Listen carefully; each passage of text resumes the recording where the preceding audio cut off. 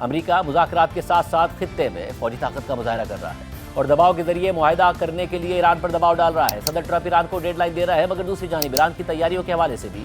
اہم تفصیلات سامنے آ رہی ہیں کہ کیسے ایران مذاکرات کے دوران کسی ممکنہ امریکی کارروائی سے پہلے اپنی تباہ شدہ فوجی اور جوہری تنصیبات کو دوبارہ تعمیر کر کے چھپا رہا ہے۔ اس حوالے سے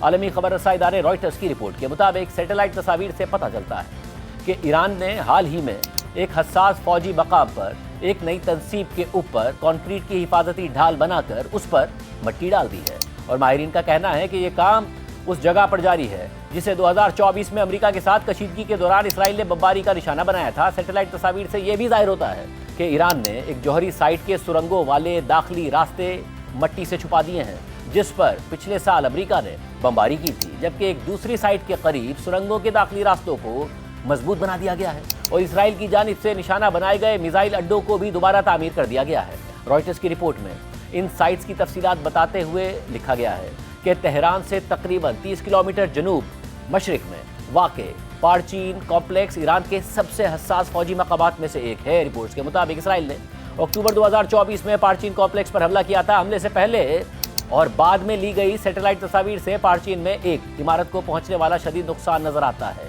اور 6 نومبر 2024 کی تصاویر میں دوبارہ تعمیر کے آثار نظر آتے ہیں، جیسا کہ آپ اسکرین پر دیکھ رہے ہیں۔ 12 اکتوبر 2025 کی تصاویر میں اس مقام پر تعمیراتی کام دکھائی دیتا ہے، جہاں ایک نئی عمارت کا ڈھانچہ نظر آ رہا ہے اور اس کے ساتھ 2 چھوٹی عمارتیں موجود ہیں۔ 14 نومبر 2025 کی تصاویر میں مزید پیش رفت واضح نظر آتی ہے، جہاں بڑی عمارت پر ممکنہ طور پر ایک چھت دکھائی دے رہی ہوتی ہے، لیکن 13 دسمبر 2025 کی تصاویر میں یہ تنصیب جزوی طور پر ڈھکی ہوئی نظر آتی ہے اور 16 فروری تک یہ بالکل غائب ہو جاتی ہے۔ رائٹرز کی رپورٹ میں مزید لکھا ہے کہ ماہرین کے مطابق پارچین کمپلیکس کی اس تنصیب کو کنکریٹ کے ڈھانچے سے چھپا دیا گیا ہے۔ Institute for science and international security نے 22 جنوری کی ایک تجزیاتی رپورٹ میں سیٹلائٹ تصاویر کا حوالہ دیتے ہوئے بتایا تھا کہ اس سائٹ پر نئی تعمیر شدہ تنصیب کے گرد کنکریٹ کی حفاظتی چادر بنانے میں پیش رفت ہوئی ہے۔ Institute for science and international security نے نومبر 2025 میں رپورٹ کیا تھا کہ سیٹلائٹ تصاویر میں جاری تعمیرات میں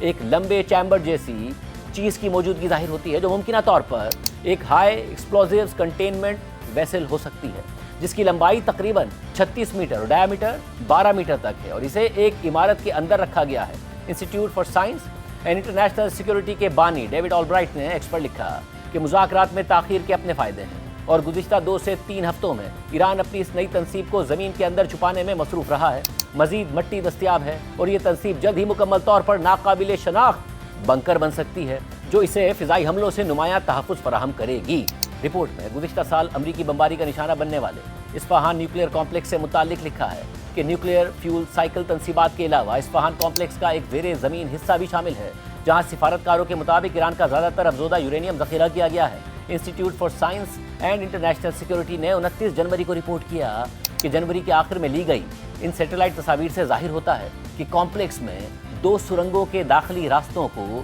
مٹی سے چھپانے کی نئی کوششیں کی گئی ہیں۔ رائٹرز کے مطابق 9 فروری کی تازہ رپورٹ میں institute for science and international security نے کہا کہ اصفہان کمپلیکس کا تیسرا داخلی راستہ بھی مٹی سے بھر دیا گیا ہے، جس کا مطلب ہے کہ کمپلیکس کی سرنگوں کے تمام داخلی راستے اب مکمل طور پر دفن ہو چکے ہیں۔ ماہرین کے مطابق سرنگوں کے داخلی راستوں کو مٹی سے بھر دینا کسی بھی ممکنہ فضائی حملے کے اثر کو کم کرنے میں مدد دے گا اور ساتھ ہی یہ کسی خصوصی فورسز کے حملے کے دوران اندر موجود ممکنہ طور پر انتہائی افزودہ یورینیم کو قبضے میں لینے یا تباہ کرنے کے عمل کو مشکل بنا دے گا۔ رپورٹ میں ایران کے نتنز نیوکلیئر سائٹ کے حوالے سے لکھا ہے کہ institute for science and international security کے مطابق سیٹلائٹ تصاویر سے 10 فروری کے بعد سے نتنز سے تقریباً 2 کلومیٹر کے فاصلے پر ایک پہاڑ کے نیچے موجود سرنگوں کے کمپلیکس کے 2 داخلی راستوں کو مضبوط اور دفاعی طور پر محفوظ بنانے کی جاری کوششوں کا پتہ چلتا ہے۔ واضح رہے کہ نتنز نیوکلیئر سائٹ پر ایران کے 2 یورینیم افزودگی پلانٹس موجود ہیں۔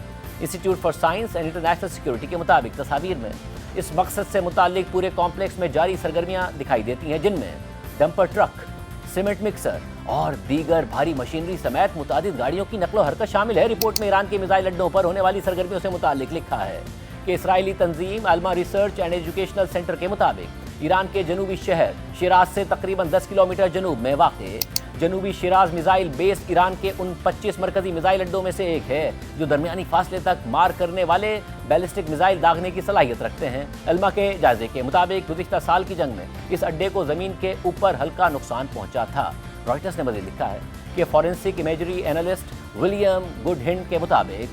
3 जुलाई 2025 और 30 जनवरी को ली गई तस्वीर का जायजा लेने से जाहिर होता है कि अड्डे के मरकजी लॉजिस्टिक और मुमकिना कमांड कंपाउंड में तामीर नौ और सफाई की सरगर्मियां जारी हैं। रिपोर्ट में ईरान के कुम मिसाइल बेस से मुतालिक लिखा है कि एल्मा के मुताबिक गुज़िश्ता साल ईरान के शहर कुम से तकरीबन 40 किलोमीटर शुमाल में वाक़े इस अड्डे को ज़मीन के ऊपर कम नुकसान पहुंचा था। 16 जुलाई 2025 और 1 फरवरी के दरमियान ली गई तस्वीर से जाहिर होता है कि एक नुकसान ज़दा इमारत पर नई छत लगाई गई है। फॉरेंसिक इमेजरी एनालिस्ट विलियम गुडहिंड के मुताबिक छत की मरम्मत 17 नवंबर 2025 से शुरू हुई और मुमकिन तौर पर 10 दिन बाद मुकम्मल हो गई।